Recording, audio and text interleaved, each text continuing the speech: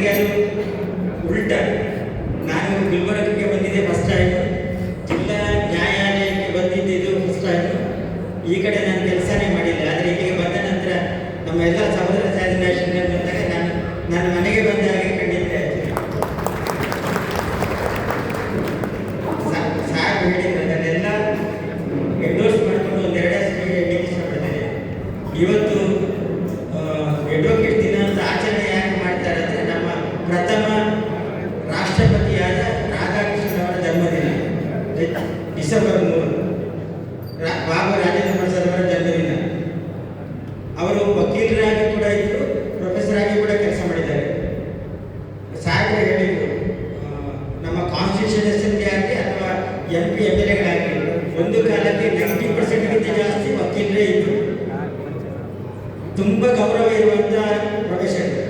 ನಾವೇನಾದರೂ ಹಾಳು ಮಾಡಬೇಕಾದ್ರೆ ಹೊರಗಿನವರಲ್ಲ, ನಾವೇ ಹಾಳಾಗಬೇಕು. ಹಿರಿಯರು ಅಂತ ಹೇಳಿದರೆ ಸಾಕಾಗುವುದಿಲ್ಲ, ಹಿರಿಯರಿಗೆ ನಾವು ಸನ್ಮಾನ ಮಾಡಬೇಕು ಅಂತ ಸಾಕಾಗುವುದಿಲ್ಲ. ಹಿರಿಯರನ್ನು ಅನುಸರಿಸಿ ಆ ಯೋಜನೆಯನ್ನು ಮುಂದುವರಿಸುವಂತಹ ಹೊಣೆ ಖಂಡಿತ ಜೂನಿಯರ್ಸಲ್ಲಿ ಇದೆ. ಸಾರ್ ಹೇಳಿದ್ರು, ನಾನು ಅದನ್ನು ಪುನಃ ಹೇಳುವಂಥದ್ದಿಲ್ಲ. ಒಂದು 15 ವರ್ಷ 20 ವರ್ಷ ನಾವು ಪ್ರೊಫೆಷನ್ ಇದ್ದರೆ ಒಂದೊಂದು ಜನರೇಷನ್ ಏನು ಹಿಡಿಯುತ್ತದೆ ಅಂತ. ಈಗಲೂ ನಾನು ಸರ್ವಿಸಿಗೆ ಬಂದಿದ್ದು 29ನೇ ವರ್ಷ, 30 ವರ್ಷ ಕಂಪ್ಲೀಟ್ ಆಗ್ತಾ ಇದೆ. ಈಗಲೂ ನಾವೆಲ್ಲ ಹೋದರೆ ನಿನ್ನ ಭಾರಿ ಆಗುತ್ತೆ ಅಂತಾರೆ. ಯಾಕಂದರೆ ನಮ್ಮ ಬಾರ ಅಂದರೆ ನಮ್ಮ ತಾಯಿ ಮನೆ. ನಿಮ್ಗೆ ಗೊತ್ತಿದೆ, ಒಂದು ಹೆಣ್ಣು ಮದುವೆಯಾಗಿ ಹೋಗುವಾಗ ನಿನ್ನ ತವರು ಮನೆ ಅಂತ ಕೇಳ್ತಾರೆ. ಯಾಕಂದರೆ ನಮ್ಮ ಸಂಸ್ಕಾರ ಇರುವುದು ತವರು ಮನೆಯಲ್ಲಿ. ಯಾವ ಮನೆಯಲ್ಲಿದ್ದಾರೆ, ಯಾವ ಮನೆಯಲ್ಲಿ ಸಂಸ್ಕಾರ ಇದೆ. ಹಾಗೆಯೇ bar is the teacher, judge is the student. ನೀವೆಷ್ಟು ಒಳ್ಳೆಯದಾಗಿ ಕೆಲಸ ಮಾಡ್ತೀರಿ ಅಷ್ಟು ನಿಮಗೆ ಕ್ವಾಲಿಟೇಟಿವ್ ಆಗಿ ರಿಸಲ್ಟ್ ಸಿಗ್ತದೆ. ನಾವು ಕಲಿಯೋದಲ್ಲ ನಿಮ್ಮಿಂದ ಏನು. ನಾವು ಈಗಲೂ ಎಲ್ಲಾದರೂ ಹೋದರೆ ಇನ್ನೊಬ್ಬರು ನಿನ್ನ ಭಾರಿ ಅವರು ಅಂತ ಕೇಳ್ತಾರೆ. ನಮ್ಮ ಸೀನಿಯರ್ಸ್ ಆಗಿ ಅಥವಾ ಬೇರೆ ವಕೀಲರಾಗಿ ನಿಮ್ಗೆ ಗೊತ್ತಿದೆ, ನಾವು ಜಡ್ಜ್ ಆಗಿ ಯಾವುದಾದ್ರೂ ಡಿಸ್ಟ್ರಿಕ್ಟ್ ಆಗಲಿ ಹೈಕೋರ್ಟ್ ಆಗಲಿ ಅವ್ರು ಎಲ್ಲಿ ಸರ್ವಿಸ್ ಮಾಡಿದ್ದಾರೆ, ಎಲ್ಲಿ ಅಡ್ವೊಕೇಟ್ ಆಗಿದ್ರು ಅಂತ ಹೋಗ್ತೀರಿ. ಅದು ನಮ್ಮ ಸಂಸ್ಕಾರ. ವಿದ್ಯೆ ಇದ್ದರೆ ಸಾಕಾಗೋದಿಲ್ಲ, ಸಂಸ್ಕಾರಯುತವಾಗಿ ನಮ್ಮ ವಿದ್ಯೆ ಇರಬೇಕು. ಮತ್ತು ಪ್ರೊಫೆಷನ್ ಅಂತ ಹೇಳಿದರೆ ಕಾಲಿಂಗ್ ಅಲ್ಲ, ಕೆಲಸ ಅಲ್ಲ, ವೃತ್ತಿ. ಅದರ ಗೌರವವನ್ನು ಉಳಿಸಬೇಕಾದ್ರೆ ಹಿರಿಯರಿಗೆ ನಾವು ಹಾರ ಹಾಕೋದು, ಹೂವು ಹಾಕೋದು ಅಥವಾ ಹೂ ಪೇಟ ಹಾಕಿದರೆ ಸಾಕಾಗೋದಿಲ್ಲ. ಅವರು ಹೇಗೆ ಇದ್ರು, ಅವರ ಮಟ್ಟಕ್ಕೆ ಹೇಗೆ ಬಂದಿದ್ದಾರೆ ಅಂತ ಹೇಳುವಂಥದ್ದನ್ನು ಫಾಲೋ ಮಾಡುವಂಥ ಗುಣ ಪ್ರತಿಯೊಬ್ಬರಲ್ಲೂ ಬೇಕು. ಪ್ರೋಜನಿ ಅಂತ ಹೇಳ್ತಾರೆ, ನನ್ನ ತಂದೆ ಈ ಥರ ಇದ್ರು, ನನ್ನ ಅಜ್ಜ ಈ ಥರ ಇದ್ರು ಅಂತ ಹೇಳಿದರೆ ಸಾಕಾಗೋದಿಲ್ಲ. ನಾನು ಹೇಗಿದ್ದೇನೆ ಅಂತ ಹೇಳುವಂಥದ್ದು ಬೇಕು. ವೈಯಕ್ತಿಕವಾಗಿ ನಾವು ಪಡೆದರೆ ಮಾತ್ರ. ಯಾಕೆ ದೇಶಪಾಂಡೆ ಅವರಿಗೆ ಸೀನಿಯರ್ ಇದ್ದಾರೆ, ಯಾರು ಇನ್ನೊಬ್ಬರಿಗೆ ಸೀನಿಯರ್ ಬಗ್ಗೆ ಕೊಟ್ಟಿದ್ದಾರೆ ಅಂತ ಹೇಳಿದರೆ ಅವರಲ್ಲಿ ಅವರ ವೃತ್ತಿಯಲ್ಲಿ ಎಷ್ಟು ಕಷ್ಟಪಟ್ಟಿದ್ದಾರೆ ಅಂತ ಹೇಳುವಂಥದ್ದು. ಸಾಹೇಬ್ ಹೇಳಿದರು, ಅವರು ಸೈನ್ಸಿಗೆ ಹೋದರು, ಸೀಟ್ ಸಿಗಲಿಲ್ಲ, ಅದಕ್ಕೆ ಬೇಕಾಗಿ ಮಾಡಿದ್ರು ಅಂತ. ಅದನ್ನು ಹೇಳಿ ನನ್ನ ಪರ್ಸನಲ್ ಅನುಭವ ಹೇಳಿ ನಾನು ಮಾತು ಮುಗಿಸ್ತೇನೆ. ನಿಮಗೆ ಗೊತ್ತಿದೆ, ಮಂಗಳೂರಲ್ಲಿ ಸೈನ್ಸ್ ಸ್ಟೂಡೆಂಟ್ ಅಂದರೆ ಕ್ಲಾಸ್ 1, ಕಾಮರ್ಸ್ ಅಂದರೆ ಕ್ಲಾಸ್ 2, ಆರ್ಟ್ಸಿಗೆ ಹೋಗೋದಂದ್ರೆ ಕ್ಲಾಸ್ 3. 10th ಸ್ಟ್ಯಾಂಡರ್ಡಲ್ಲಿ ಫಸ್ಟ್ ಕ್ಲಾಸಲ್ಲಿ ಪಾಸ್ ಆದರೆ ಆರ್ಟ್ಸಿಗೆ ಹೋಗೋದಂದ್ರೆ ಅವನಿಗೆ ಏನು ಸದ್ಯ ಪಾಸ್ ಆಗಿದೆ ಅಂತ ಹೇಳುವಂಥದ್ದು. ನನ್ನ ತಂದೆ PUC ಆರ್ಟ್ಸಿಗೆ ಅಪ್ಲಿಕೇಶನ್ ತಂದರು, ಸಿಟಿಗೆ ಹೋದವರು. ನನ್ನ ತಂದೆ ಟೀಚರು ತಂದರು, ಹೋಗುವಂತ ಎಲ್ಲರೂ ಬೈದರು. ನನ್ನ ತಾಯಿ ಮನೆಯವರಂತೂ ಯಾಕೆ ಫಸ್ಟ್ ಕ್ಲಾಸ್ ಪಾಸ್ ಆಗೋರನ್ನು ಯಾಕೆ ಆರ್ಟ್ಸ್ಗೆ ಸೇರಿಸಿದೆ, ಹೋಗಬೇಡಿ.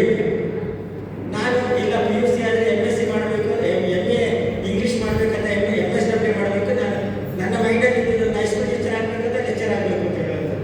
ತಂದೆಯದ್ದು ಟೀಚರ್ ಆಗಿ ಮುಂದುವರಿಬೇಕು ಅಂತ. ಈಗಲೂ PUCಗೆ ಸೇರಿದೆ. ಸೇರಿದ ನಂತರ ನಾನು ಸೆಕೆಂಡ್ ಇಯರ್ ಆದ ನಂತರ ಹೇಳಿದೆ, ನಾನು BSWಗೆ ಹೋಗ್ತೇನೆ, MSW ಮಾಡ್ತೇನೆ ಅಂತ ಹೇಳಿ. ಒಂದು ದಿನ ತಂದೆ ಸಿಟಿಗೆ ಹೋದವರು ಬರುವಾಗ ಒಂದು ಅಪ್ಲಿಕೇಶನ್ ತರ್ತಾರೆ, ನೋಡು ಅಲ್ಲಿಯರಿಂದ ಮೊದಲೇ ಏನಿಂದ 5 years ಕೋರ್ಸ್ ಸ್ಟಾರ್ಟ್ ಆಗಿದೆ ಇಲ್ಲಿ ಮಂಗಳೂರಲ್ಲಿ, ನೀನು ಅಪ್ಲಿಕೇಶನ್ ತಂದೇನೆ ಹಾಕುವುದು. ಆಗ ತುಂಬ ಕಾಂಪಿಟೇಷನ್ ಇತ್ತು, ಕ್ಲಾಸ್ ಸಿಲೆಕ್ಷನ್ ಆಗಲಿಕ್ಕೆ ಕಷ್ಟ ಇತ್ತು. ತಂದರು, ಹಾಕುವಾಗ ನಾನು ಮುಂದೆ ಹೇಳಿದೆ, ಡಿಗ್ರಿ ಅಪ್ಲಿಕೇಶನ್ ತರ್ತೇನೆ, ಯಾಕಂದರೆ ಅಲ್ಲಿ ಅಡ್ಮಿಷನ್ ಲೇಟ್ ಆಗ್ತದೆ, ಸೀಟ್ ಸಿಗದಿದ್ರೆ 1 ವರ್ಷ ಹಾಳಾಗ್ತದೆ. ಇಲ್ಲ, ನಿನ್ನ ಸಿಗದಿದ್ರೆ 1 ವರ್ಷ ಹಾಳಾಗ್ತದೆ, ನೀನು ಅಪ್ಲಿಕೇಶನ್ ಹಾಕುವುದು ಹೇಳಿದ್ರು. ಸಿಲೆಕ್ಷನ್ ಆಯಿತು. LLB ಆದ ನಂತರ ಮತ್ತೆ LLM ಮಾಡಬೇಕು, ಲೆಕ್ಚರ್ ಆಗಬೇಕು ಅಂತ ಮಾಡ್ತಿದ್ದೆ. ಅಲ್ಲಿ LLM ಮಾಡೋಕ್ಕೆ ನಾವು ಮಂಗಳೂರು ನಮ್ಮ ಹೆಸರಿಗೆ ಹೋಗಬೇಕಾಗಿತ್ತು. ಅದಕ್ಕೆ ಬೇಡ ಅಂತೇಳಿ ಪ್ರಾಕ್ಟೀಸ್ ಮಾಡೋದು ಹೇಳಿದ್ರು. ಪ್ರಾಕ್ಟೀಸ್ ಮಾಡೋ ಇಂಟ್ರೆಸ್ಟ್ ಸೀರಿಯಸ್ ಆಗಿ 5 ವರ್ಷ ಎಕ್ಸಾಮ್ ಕೊಟ್ಟೆ ಪಾಸ್ ಆಗಿದೆ. ಈಗ ಇಲ್ಲಿದ್ದೇನೆ. ನನ್ನ ಜೊತೆ ಧೈರ್ಯದಲ್ಲಿ ಹೇಳ್ತೀನಿ,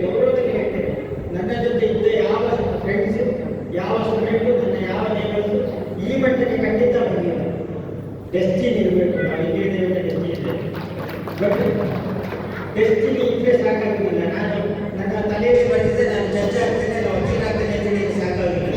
ಸಾಧನೆ ಮಾಡಿ ನಾವು ಸಾಧಿಸಿದ್ರೆ ಮಾತ್ರ ರೀಚ್ ಆಗ್ತದೆ. ಎಲ್ಲಿರ್ಬೇಕು ಅಂತ ಮೊದಲೇ ಬರೆದಿದ್ದಾರೆ. ಹಾಗಾಗಿ ನಾವು ಮನೆಯಲ್ಲಿ ಇರೋದಲ್ಲ. ಸೀನಿಯರ್ಸ್ ಇದ್ರೆ ಇವತ್ತಿನ ಒಂದು ಸೂರ್ಯ ಮುಳುಗಿ ಮತ್ತೆ ಇದ್ರೆ ನಮ್ಮ ಜೀವನಕ್ಕೆ ಒಂದು ದಿನ ಆ್ಯಡ್ ಆಗ್ತದೆ. ಹಾಗೆ ನಾವು ಸುಮ್ಮನೆ ಕೂತು ನಮ್ಗೆ ಏಜ್ ಆಗ್ತದೆ. ಏಜ್ ಆಗುದಲ್ಲ, ವರ್ಷದಲ್ಲಿ ಅದನ್ನು ನಾವೇ ಉಪಯೋಗಿಸಿದೆ ಅಂತ ಹೇಳಿದ್ರೆ ಸೀನಿಯರ್ ಇದೆ.